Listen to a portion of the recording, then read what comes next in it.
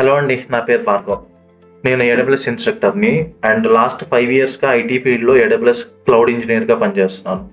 ఈరోజు మనం కొన్ని విషయాల గురించి మాట్లాడుకుందాం. లైక్ ఎందుకు ఏడబ్ల్యూఎస్ చూస్ చేసుకోవాలి, ఏడబ్ల్యూఎస్ చూస్ చేసుకుంటే కెరియర్ గ్రోత్ ఎలా ఉంటుంది.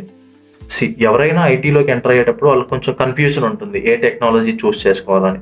అలాంటప్పుడు ఏం చేయాలి, ఫ్యూచర్లో ర్యాపిడ్ గ్రోత్ ఉండే టెక్నాలజీ ఏదో చూసుకొని అది మనం చూస్ చేసుకోవాలి. సో కరెంట్ మార్కెట్లో క్లౌడ్ టెక్నాలజీ 2025 ఎండ్ కల్లా అట్లీస్ట్ 51% గ్రో అవుతుందని ఒక అంచనా ఉంది.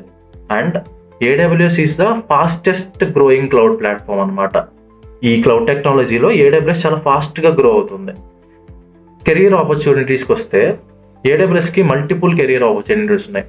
మీరు ఏడబ్ల్యూఎస్లో ఎక్స్పర్టైజ్ అయితే మీరు క్లౌడ్ సొల్యూషన్ ఆర్కిటెక్ట్ అవ్వచ్చు, లేదా సీనియర్ రిలయబిలిటీ ఇంజనీర్ అవ్వచ్చు, ఏడబ్ల్యూఎస్ అడ్మినిస్ట్రేటర్ అవ్వచ్చు.